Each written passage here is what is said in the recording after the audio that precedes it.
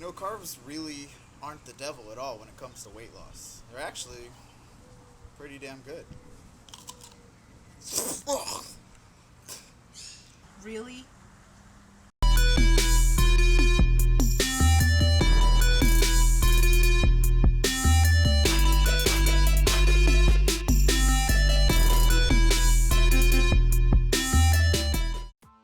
The term weight loss today is pretty much synonymous with the term low carb. Most people associate losing weight with dropping the carbs, getting on the cardio, running it off, and making sure you avoid even smelling a donut or a carbohydrate. I'm here to tell you that's not needed. It's not necessary. Based on what most studies show, whether you do a low carb, high fat diet or a high carb, low fat diet, both produce similar results given the same caloric deficit and a higher protein diet.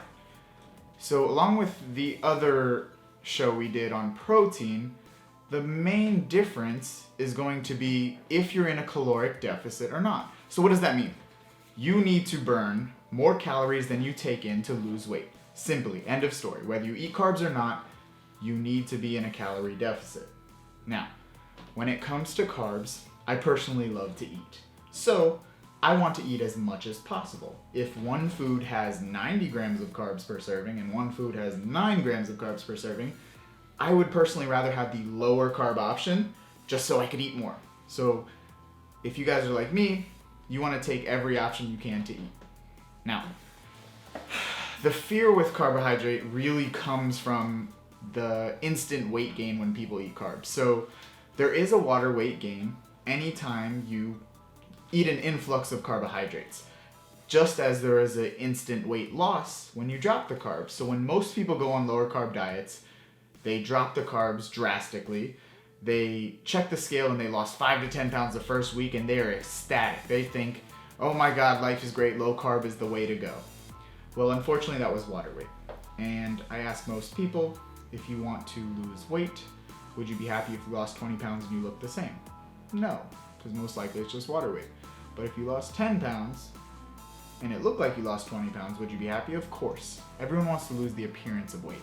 So don't be fooled by the carb water loss thing and don't be scared of carbs. For the most part, most people, even diabetics, can consume anywhere between 30 to 50% carbohydrates on a daily basis, as long as their insulin is controlled or as long as you're comfortable with that, and you can still get significant weight loss given that you are in a calorie deficit. The main issue, I'm gonna say again, is you need to burn more calories than you take in, okay? Now, when you do have a moderate carb diet, it gives you room to decrease, and just as in the gym, you need to change and progress, your diet needs to change and be progressive. So you need to progressively change. If you start with too low of carbs, you really don't have anywhere to go. So I like to start most of my clients around 40% carbohydrates. 40% of their calories are gonna come from carbs for the most part. Now, disclaimer, there are certain people that are carb sensitive or insulin resistant, and there are gonna be certain factors that come into play. But I would say about 70 to 80% of my clients do well on high carb diets. Now, once we have a moderate to high carb diet, now I consider moderate to high carb diet around 40%, we need to slowly decrease as your body plateaus and changes in the energy deficit.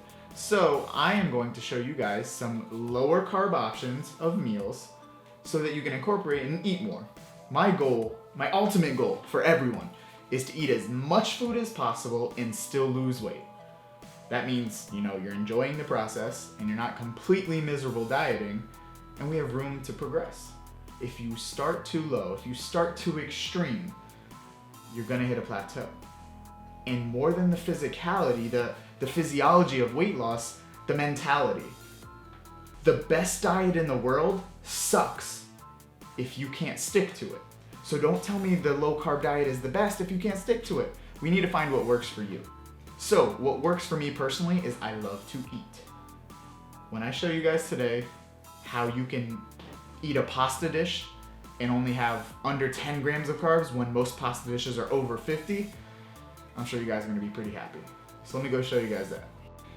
Most people usually underestimate their carb intake. So I have here 2 bowls of carbs. One is a cereal and one are some chips.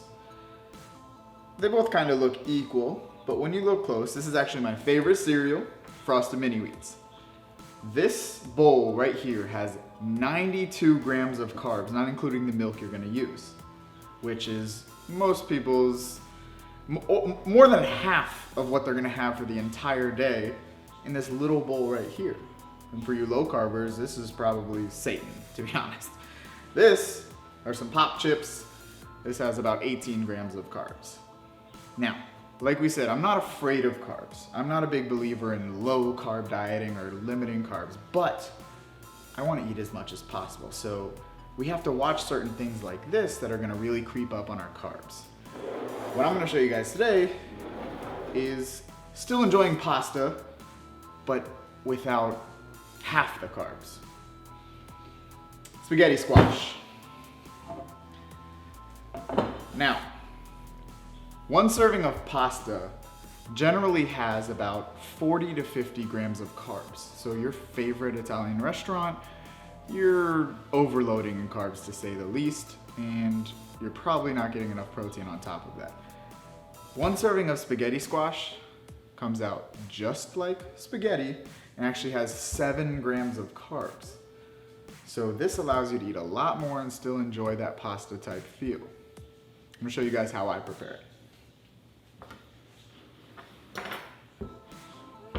Cut it all the way in half. Now there are bigger spaghetti squashes than this, but the little ones tend to cook a little bit better. They're easy to cut, and they're easier to control time-wise, temperature-wise in the oven. So after you cut it open, you have to get rid of some of the gunk in the middle of this. So take a metal fork and just scrape it out. You don't need any of this stuff anyway, so just get rid of this.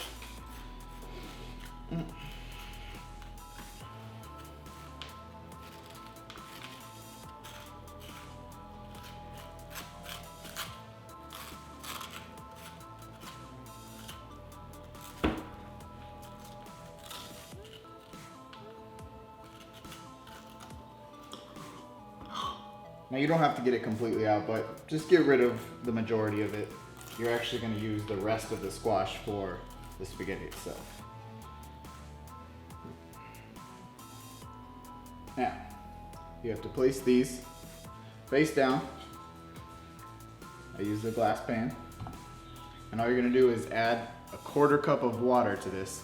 You're going to put it in the oven for 30 to 35 minutes, 30 usually for the smaller ones. You're just gonna let it cook. So, once you have your 1/4 cup of water, you just pour it into the pan, like so. And now you're ready to put it in the oven. You're gonna set it at 375 degrees for 30 minutes.